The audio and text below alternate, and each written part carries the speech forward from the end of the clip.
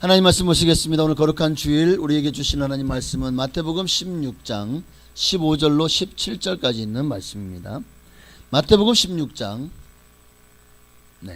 마태복음 16장 15절로 17절입니다.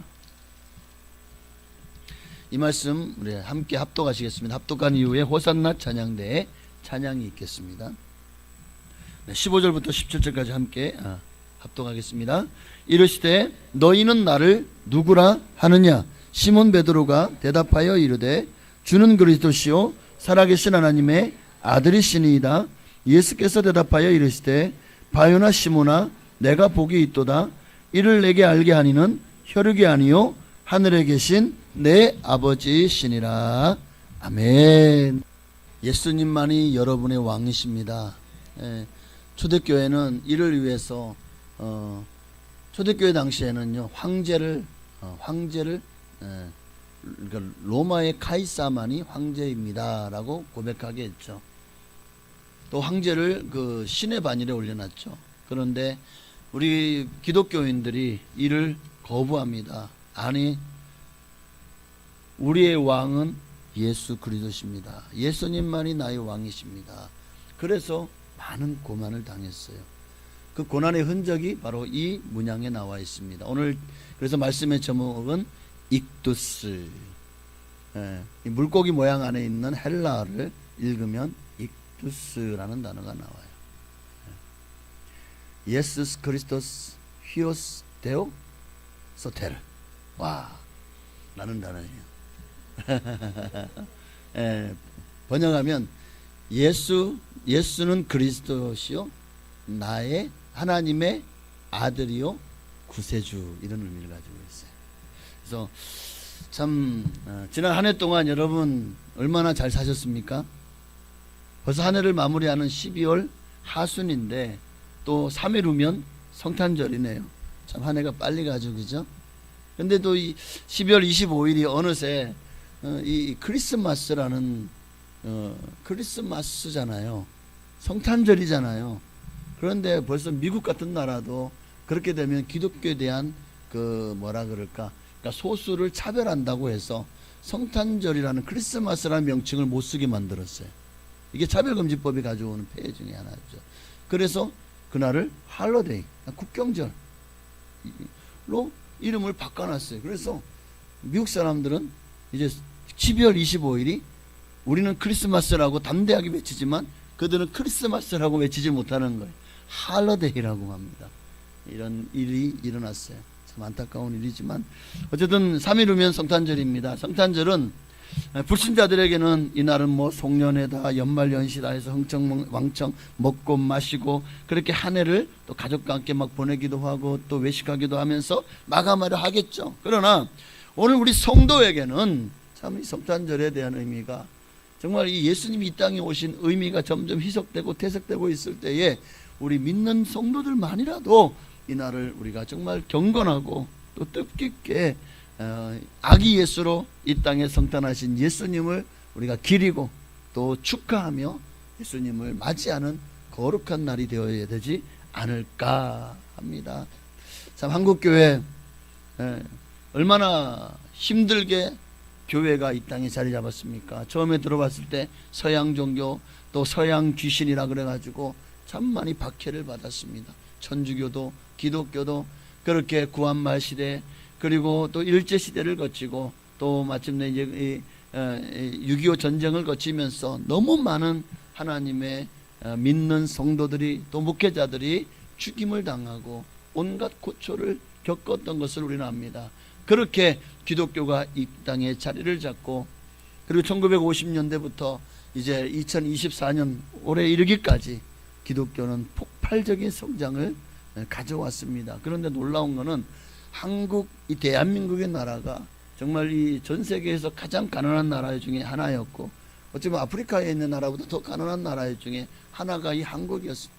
특히 일제에 의해서 얼마나 많은 수탈을 당했고 그리고 또 이 6.25 전쟁으로 말미암아 산업 기반 시설부터 시작해서 얼마나 많은 파괴가 이루어졌습니까? 그런데도 그런 상황 속에서 정말 이 그러죠. 낙동강 전선, 그 전선이 만약 무너졌다면 이 대한민국은 공산화되었어요. 지금 우리는 김정은이의 그 독재 아래서 신음하면서 북한 주민들처럼 그렇게 살아가지 않았을까. 참으로 감사하죠. 그런데 거기에는요, 바로 부산에서 정말 모인 저 평양에서부터 자유를 찾아서 종교 절차 내려왔던 수많은 목회자들, 성도들이 부산까지 피난 와서 거기서 나라와 민족을 위해서 기도했다는 거예요.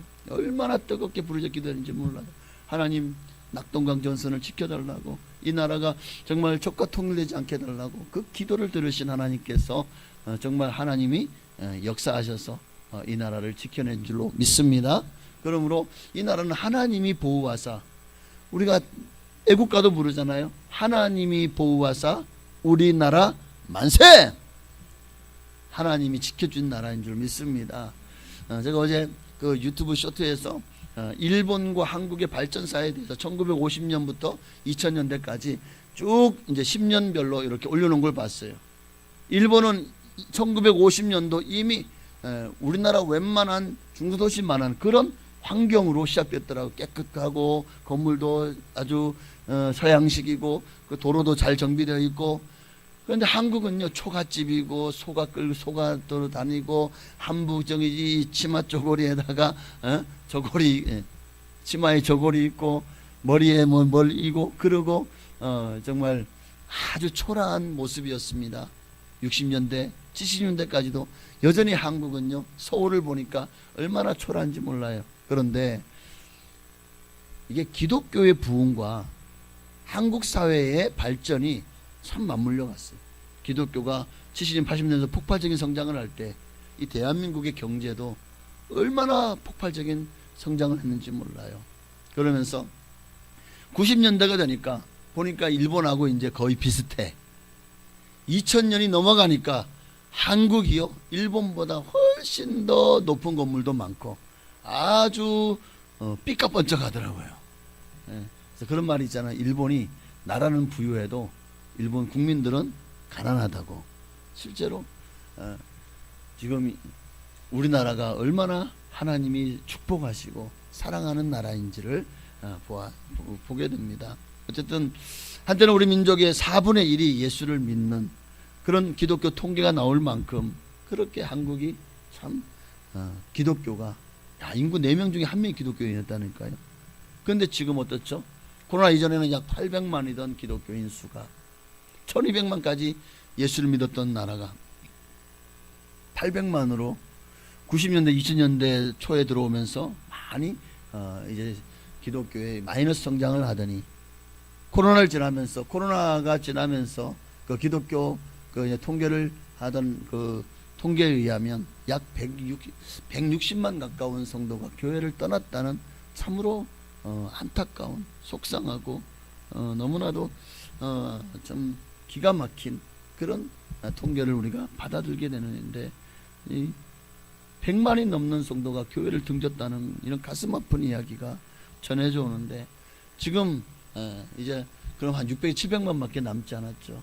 여기에는 이단들 또 천주교를 제외한 순수한 우리가 정통 기독교라고 하는 기독교인 수만을 넣은 겁니다. 자, 중요한 것은 우리가 이렇게 주저앉아 있을 수는 없죠. 주님 오실 놈 가까웠기 때문에 다시 한번 힘을 내야 될 것 같습니다. 다시 한번 한국교회가 비상하기를, 한국의 영적 중흥이 오기를, 오늘 우리가 영적 대각성운동이 다시 한번 영적 부흥운동이 늦은 빛 추수의 기간 동안에 일어나도록 우리는 더 기도하고 복음을 위해서 살아야 될 줄로 믿습니다. 여러분 한 분 한 분이 예수 그리스도 안에서 믿음으로 산다면 이 대한민국이 정말 변화되지 않을 수가 없을 겁니다. 너무나도 세속적이 되었고 타락하고 부패하고 완악하고, 그리고 하나님 법이 아닌 세상 마귀의 법이 지금 세상을 지배하려는 이때에 우리는 다시 한번 하나님의 말씀으로 돌아가야 될 때인 줄로 믿습니다.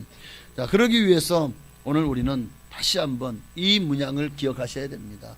우리의 신앙의 기초입니다.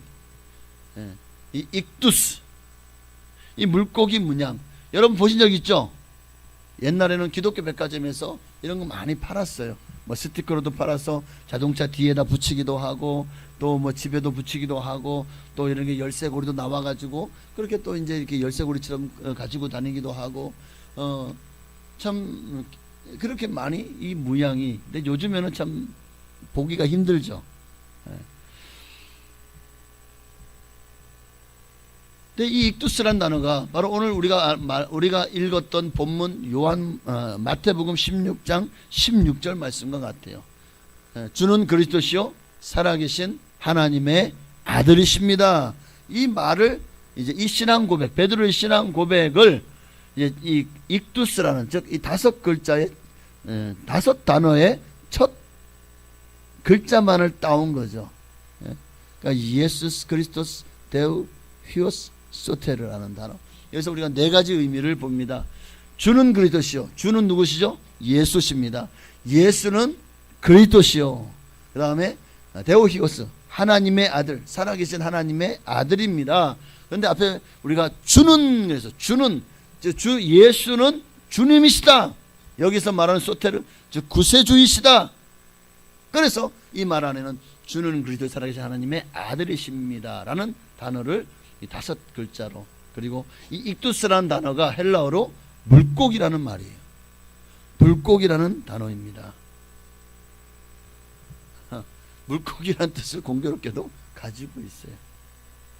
그래서 항상 우리는 이 초대교회 당시에 도대체 이 문양이 이 성도들에게 얼마나 큰 신앙 고백이었고 또 생명을 건, 목숨을 건, 그러니까 이게 암호처럼 사용되었어요. 성도들 간에 초대교회 당시는요 얼마나 로마의 박해가 심했습니까? 그래서 하나님으로부터 정말 받은 이 신앙과 믿음을 지키기 위해서 그 로마 황제와 수많은 권력자들의 그 행포와 또 그 핍박을 피해서 많은 성도들이 카타콤 같은 지하 동굴로 숨게 되었어요. 카타콤은 이 지하 공동 묘지를 의미하죠. 그래서 로마 사람들이 죽으면 이 공동 묘지에다가 다 묻었어요. 이게 층이 약 2층에서 4층까지 있대요. 그만큼 지하고, 그 당시에 무슨 요즘처럼 막 두두두두 하는 드릴이나 그런 공구도 없는데 어떻게 이렇게 땅을 봤을까라고 생각하지만 이 땅은 석회질 땅이 많아요. 그러다 보니까 이게 단단하지가 않아요. 그러니까 이렇게 파내려가도 괜찮았던 거겠죠. 그래서 전 세계에서 가장 물이 깨끗하고 맑고 좋은 나라가 어디냐 했더니 2 나라가 가장 물이 맑고 깨끗하고 좋대. 하나는 한국, 또 하나는 일본. 한국 생수를 너무 많이 우리나라에서 또 이렇게 막 퍼올리고 엄청나게 많은 생수를 또 외국에 팔아버리다 보니까 지금 우리나라 지하수가 고갈되기 직전이라는 거예요. 그만큼 물이. 근데 유럽 같은 경우에도 중국도 그렇죠. 그래서 중국은 물이 맑지 못하다 보니까 차문화가 발달했죠. 또 저 중동이나 유럽 같은 경우에도 물이 좋지 않아요. 그러다 보니까 이 포도주 같은 그런 이런 이 문화가 발달한 거죠. 자, 어쨌든 그 박해를 피해서 이 카타콤에 들어간 성도들이요, 거기서 비밀스럽게 예배를 드리는 장소로 사용되기도 하고, 또 목숨의 위협을 느낄 때 이 카타콤에 깊이 숨어버리면 이 로마 군병들이 이들을 잡지를 못하게 되는 거죠. 그만큼 이 로마 주변에 약 10여 곳에 카타콤이 있는데 보통 4층에서 6층까지의 층으로 되어 6층까지도 내려간다는 거예요. 그리고 그 길이는 자그마치 350에서 900마일에 달하고, 또 그곳은 약 700만 개의 묘지가 있을 것으로 추정되고 있다는 거예요. 고고학자들이 이 발굴된 카타콤에 매장된 자들의 비석이나 비문들이 약 15,000 종류가 수집이 되었는데, 그 중에 가장 많이 비문이나 조각이나 벽화된 것에 가장 많은 것이 이 성도들의 순교, 그리고 부활 소망, 그리고 영생 등에 다 관한 문구들이었고, 그리고 어떤 비둘기, 성령을 상징하는 비둘기나 또는 배, 사람 낳는 오가 되라고 했어인지 몰라도 또 배, 그리고 또는 이제 노아의 방주와 같이 교회가 그런 구원의 방주 역할을 해야 된다는 의미를 가질까요? 그리고 또 하나가 이 물고기 문양이 가장 많이 이 카타콤에서 발견되었다는 거예요. 그러니까 이게 이 배가 이 배나 비둘기나 또는 이 고기 물고기의 모양이요, 이게 암으로 사용된 거예요. 밖에 있는 발각되지 않은 성도들이 이 카타콤 안에 뭐가 먹을 게 있습니까? 그러니까 누군가는 그 안에다가 먹을 것을 집어넣어 줘야 되죠.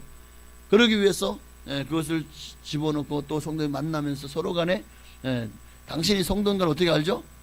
이렇게 바닥이나 이 벽에다 물고기 모양을 그리고 이 헬라어로 익두스를 쓰는 거예요. 그러면 당신이 크리스찬이군요 하는 걸 알게 되면서 서로 간에 교류를 했다는 거예요. 서로 간에 암호를 당신이 성도냐 아니냐, 혹시 당신이 우리를 잡으러 온 사람이냐, 이런 것들을 알기 위해서 이렇게 그냥 쓱 물고기 모양을 그려놓으면 지나가다가 쓱 보는 거예요. 그리고는 이제 이 서로 간에 약속된 장소에서 만나서 또 이렇게 서로를 돕기도 하고 또 교류하기도 하고 또 예배를 드리기도 하고 했다는 것이죠. 어쨌든 참 이 안은 또 이 공동 묘지잖아요. 수많은 성도들이요 이 카타콤 안에 들어가서 얼마나 고초를 겪었을까 생각해 보십시오. 햇빛을 보지 않아요. 컴컴한 안에서 아마 눈도 시력도 떨어질 것이고 또 병이 나도 어디 고치러 갈 수도 없을 거예요. 수많은 성도들이 또 그렇게 만약에 박해가 너무 심해서 식량을 가져다 주지 못하거나 가뭄이 심할 때 이 카타콤에 숨어있던 이 성도들은 수도 없이 많은 이들이 굶어 죽었지 않았을까요? 겨울에는 얼어 죽고 얼었진 않겠다, 지하묘지라. 하여튼 중요한 것은 그렇게 굶어 죽고 또 병들어 죽고, 그리고 이 카타콤의 산이 공기가 얼마나 탁하겠습니까? 아마 다들 오래 살지 못했을 거예요. 또 햇빛을 보지 않았으니 이게 또 얼마나 우리 건강에 치명타입니까? 어쨌든 그런 상황 속에서도 이들은요 생명 걸고 신앙을 지켰다는 거예요.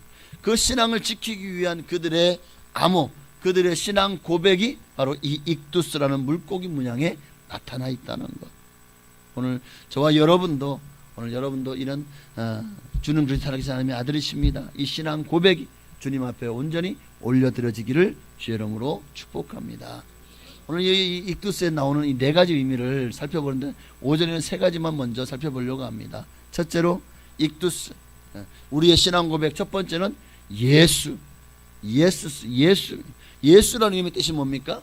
마태복음 1장 21절에 함께 있습니다. 아들을 낳으리니 이름을 예수라 하라. 이는 그가 자기 백성을 그들의 죄에서 구원할 자이심이라. 그렇죠. 그 자기 백성을 그들의 죄에서 구원할 자, 구원자라는 이름의 뜻을 가진 것이 바로 예수. 구약에서는 예수아 또는 여호수아라는 이름으로도 사용된 이 예수라는 단어가 사복음서에서만, 마태, 마가, 누가, 요한복음에서만 자그마치 600번이나 이 예수라는 단어가 기록되어 있다는 거예요. 그러니까 복음서의 중심이 뭐냐? 예수 그리스도시다 라는 것을 나타내는 증거 아니겠습니까? 단어가 600번이나 반복됐다는 겁니다. 예수라는 단어가 하나님의 보내심을 받아서 인간의 몸을 입으시고 이 땅에 아기 예수로 성탄하셨으나 그분은 죄가 없으신 여자 유선으로 왔어요. 원죄가 없는 죄가 없으신 분이시죠. 성령으로 잉태하셨잖아요. 또한 예수님은 완전한 인간으로 오셨지만 그러나 그분은 또 완전한 하나님이십니다. 참 인간이며 또한 참 하나님이시다는 것이죠. 예수님만이 우리를 구원할 유일한 구주십니다. 우리에게 영생을 주실 수 있는 오직 한 분이십니다. 그래서 성경은 분명히 말씀하고 있어요. 천하 인간의 구원을 얻을 만한 다른 이름을 우리에게 주신 일이 없다고. 오직 예수 그리스도, 예수의 이름만이 우리를 구원할 유일한 이름입니다. 수많은 이단들, 수많은 교주들, 그들의 이름은 예수가 아니죠. 예수라는 이름이 아니라 보혜사, 자기가 성령이다, 이긴 자다 하면서 판을 치는 이런 것들을 전부 다 가짜고 거짓입니다. 믿지 마시길 바랍니다. 예수 이름 외에 다른 이름을 우리에게 주신 적이 없습니다. 예수님만이 길이요 진리요 생명이십니다. 예수님만이 부활이요 생명이니 나를 믿는 자는 죽어도 살겠고 누구든지 살아서 나를 믿는 자는 영원히 죽지 아니하리니 이것을 너희가 믿느냐? 예수 그리스도 외에는 하나님 나라에 예수 그리스도 기르신 생명이 나로 말미암아 예수로 말미암지 않고는 하나님 나라 들어갈 자가 없느니라. 바로 이 예수, 유일하신 하나님의 아들의 이름입니다. 예수. 우리가 믿어야 되고 우리가 고백해야 될 신앙의 가장 중심이 바로 예수신 줄 믿습니다. 두 번째 단어가 뭐죠? 크리스토스. 그리스도라는 단어죠. 예수는 고유한 이름입니다. 이름. 그래서 구약에 예수라는 이름을 사용하는 이들이 많았습니다. 그러나 그 예수 뒤에 그리스도라는 말은 이거는 직분이죠. 공적이고 또 직위적인 명칭입니다. 그리스도라는 말은 구약의 메시아라는 단어입니다. 이 메시아 또는 그리스도스라는 단어는 기름 부음을 받은 자라는 의미를 갖고 있어요. 그래서 구약에 보면은 누가 기름을 부음을 받았죠? 세 부류만이 기름 부음을 받았습니다. 하나는 선지자들이. 선지자는 하나님께 부르심을 받아서 하나님의 편에 서서 하나님의 말씀을 결코 인간적인 자기 생각으로 해석하고 인간적으로 어떤 가공하지 않고 하나님 말씀을 있는 그대로 증거하는 사람입니다. 하나님 말씀을 전할 때에 결코 사람의 귀에 듣기에 좋은 말이 아니라 오직 하나님의 메시지, 그것이 심판의 메시지면 심판의 메시지, 하나님 돌아오라 회개하라는 메시지. 그러다 보니까 여러분 선지자들의 말을 이 당시에 선민이라고 하는 유대인들이나 이스라엘 사람들은 별로 좋아하지 않았어요. 왜? 듣기 싫거든요. 듣기 싫거든요. 부모의 잔소리 같거든요. 그럼에도 선지자들은 죽음으로 복음을 전했어요. 그래서 수많은 선지자들 보십시오. 얼마나 많은 고초를 겪습니까? 하나님 말씀을 전하다가 예레미야 같은 경우는 시위대들에 갇히고 구덩이에 빠지고 또 죽임을 당할 뻔도 했죠. 실제로 이사야는요 그렇게 복음을 하나님의 말씀을 전하다가 어떻게 됩니까? 잡혀가지고 결국 그는 산채로 톱으로 켜서 죽임을 당한 그렇게 순교를 합니다. 참으로 이런 일들이 비일비재하게 선지자들이 고초를 겪은 것들이 성경에도 또 성경 밖에도 많이 나옵니다. 여러분 예수 그리스도가 바로 이와 같은 선지자로 이 땅에 오셨습니다. 예수님이 전한 말씀 누가 싫어했어요? 당시에 기득권을 진 자들, 종교 지도자들, 그리고 하나님의 말씀이 아니라 장로들의 유전으로 가르쳤던 자들은 예수를 싫어했습니다. 그들 안에는 하나님이 없었고 하나님을 사랑함이 없었습니다. 그들은 마치 구약처럼 선지자들을 싫어했던 것처럼 예수를 싫어한 거죠. 예수님만이 우리의 참 선지자입니다. 자신의 생명을 아끼지 않고 천국 복음을 전파하셨습니다. 누구든지 이 돌 위에 떨어지는 자는 박살나겠죠. 또 이 돌이 그들 위에 떨어지면 완전히 먼지가 되겠죠. 오늘 예수는 뜨인 돌이요 또 예수 그리스도는 모퉁이 돌로서 우리에게 오셨습니다. 그러니 이 돌이 여러분에게 반석이 되시기를 바랍니다. 여러분을 치는 돌이 아니라 여러분의 반석이 되어서 정말 여러분의 신앙과 믿음이 바르게 서시기를. 그러려면 우리도 하나님 말씀을 우리가 어떤 말씀을 싫고 어떤 말씀은 좋다, 어떤 말씀을 좋아하죠? 복을 주시는 말씀은 좋아하죠. 어떤 말 싫어하죠? 너 죽어, 너 그렇게 살면 안 돼, 그거 하지 마, 이런 말씀은 싫어하죠. 그러나 우리는 하나님 말씀을 시사선택하는 것이 아니라 하나님 말씀대로 우리가 믿고 순종하며 나아갈 때 정말 예수님이 나의 선지자 되심, 그 말씀이 내게 정말 아멘 되어줄 줄로 믿습니다. 더 나아가서 예수님은 기름 부음 받은 자들, 두 번째는 누가 기름 부음 받았죠? 제사장들이죠. 제사장들은 백성의 죄를 사하기 위해서 중보의 제사를 드리는 자들입니다.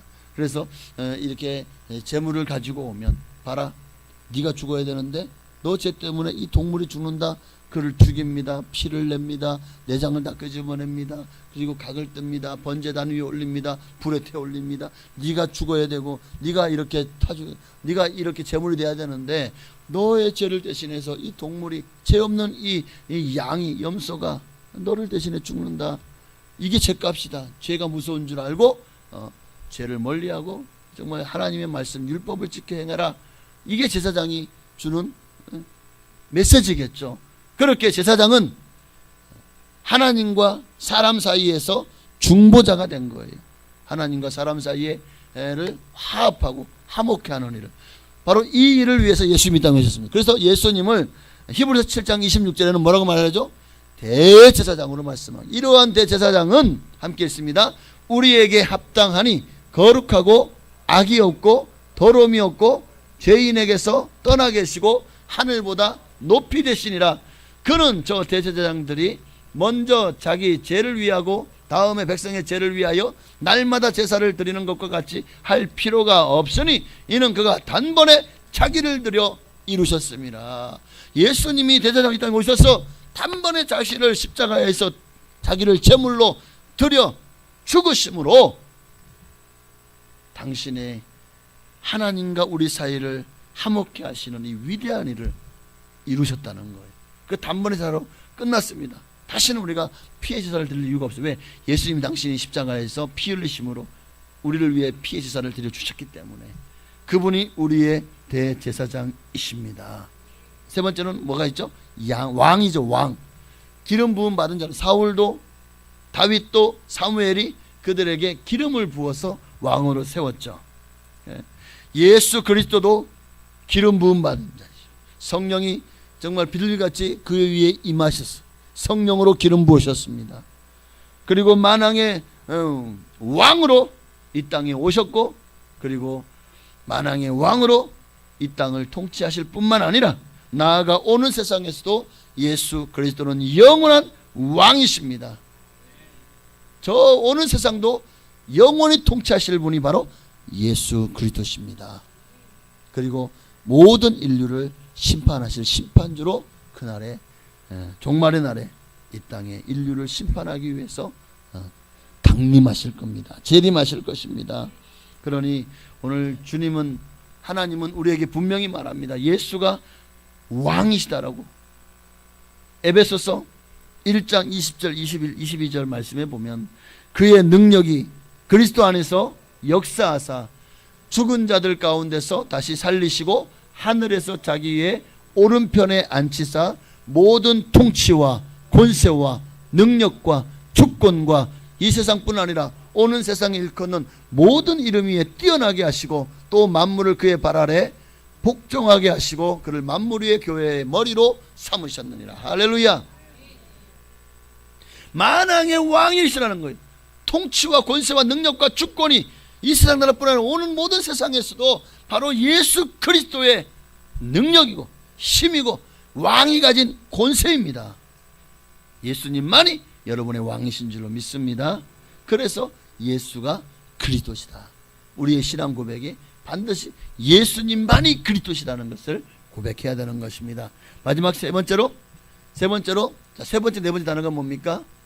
데우 히오스라는 단어예요. 데우라는 말은 아들, 히오스라는 단어는 하나님입니다.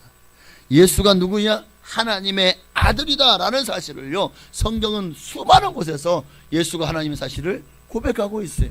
하나님 말씀은 진리죠. 이 진리의 말씀 속에 예수를 하나님의 아들이라고 수많은 사람들이, 또 심지어 하나님도 예수님도 말씀하셨다면 이 말씀대로 진짜 예수님은 하나님이시고 하나님의 아들이신 겁니다. 자, 하나님도 예수님을 하나님의 아들로 인정하신 말씀이 여러 곳에 나오는데 그중에 하나만 보면 마태복음 3장 17절에 세례 요한은 세례를 받으실 때 어떤 일이 있습니까? 하늘로부터 소리가 있어 말씀하시되 이는 내 사랑하는 아들이요 내 기뻐하는 자라 하시니라.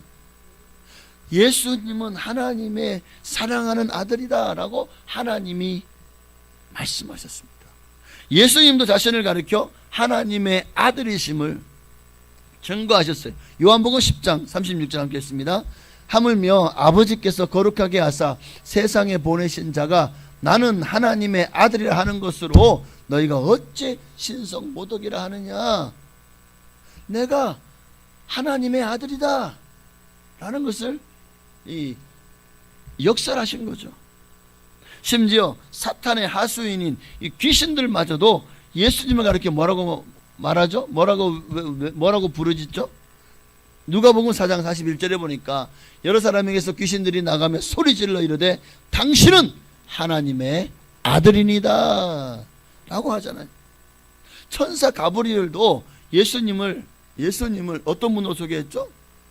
그를 잉태한 마리아에게 뭐라고?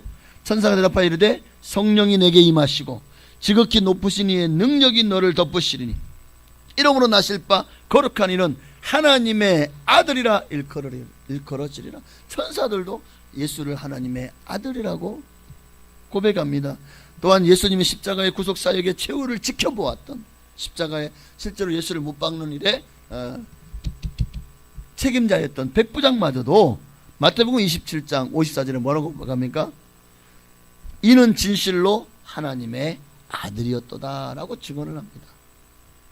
그냥 이게 그냥 십자가 한 사람 죽네 하고 하나님 아들입니다 라고 고백할 수 없잖아요. 온 하늘이 몇 시간 동안 정말 캄캄해집니다. 와, 이 대낮에 이 무슨 어둠이 이렇게, 그것도 몇 시간 동안, 개기일식이나 월십도 아니고, 그런데다가 막 하늘이 천둥번개를 치고 땅에 지진이 일어나고 막 그냥 바위가 터지고, 이 놀라운 광경에 예수님이 운명하실 때 이런 일이 났잖아요. 하늘은 이미 몇 시간 전부터 깜깜해졌지만, 와, 막 그냥 지진이 일어나고 막 바위가 터지고 막 그냥 막 갈라지고 땅이 갈라지고, 그 모습을 보면서 백부장이, 야, 지금까지 수많은 사람들을 십자가에 못 박았지만 이런 일은 처음이야. 정말 우리가 죄 없는 자를, 그리고 정말 이 이스라엘이 말하는 메시아 하나님의 아들을 우리가 십자가에 못 박았구나, 이는 진실로 하나님의 아들이구나 하고 고백하게 만들었습니다. 이뿐입니까? 세례 요한도, 요한복음 1장 34절에서 세례 요한도, 침례 요한도 뭐라고 말합니까? 내가 보고 그가 하나님의 아들이심을 증언하였노라. 세례 요한도 예수를 하나님의 아들로 증언하였고요. 또 마리아 마르다, 나사로, 그들의 중에 마리아도 뭐라고 고백합니까? 11장 27절에 이르되 주여 그러하외다. 주는 그리스도시요 세상에 오시는 하나님의 아들이신 줄 내가 믿나이다. 그뿐만 아니라 이게 다 하려면은 시간이 부족할 것 같아서 마가복음 1장 17절에서, 나다니엘도 요한복음 1장 49절에서, 사도 바울도 사도행전 9장 20절과 갈라디아 2장 2절에서, 사도 요한도 요한복음 20장 31절에서, 또 요한일서 4장 9절에서 예수가 하나님의 아들이심을 고백했습니다. 지금 정말 찾고 싶다면 이 방송이 나가고 나서 여러분 유튜브에 올라가 있을 거예요. 그러면 이 부분을 캡처를 해가지고 여러분 찾아보시기를 바랍니다. 이들도, 또 오늘 본문의 베드로도 오늘 마태복음 10장 16절에서 주는 그리스도시요 살아계신 하나님의 아들이십니다 라고 고백을 합니다. 그 신앙이 2000년 동안 계승되어 왔고, 오늘 저와 여러분에게 그 바톤이 이제 넘겨졌습니다. 이제 우리 차례입니다. 예수님이 여러분에게도 질문하실 겁니다. 너는 나를 누구라 하느냐? 너는 나를 누구로 알고 믿고 있느냐? 오늘 이 고백 앞에 여러분의 대답을 하나님이 듣기를 원하십니다. 여러분도 주님 앞에 익두스 라고 고백하시기를 바랍니다. 예수는 그리스도시요 살아계신 하나님의 아들이시요 구세주이십니다 라고 고백할 수 있는 여러분 되시기를 바랍니다.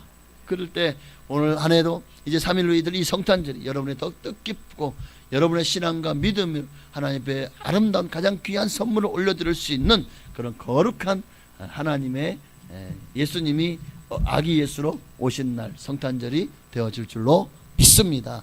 그런 복된 성탄을 맞이하시기를 주의 이름으로 축원합니다.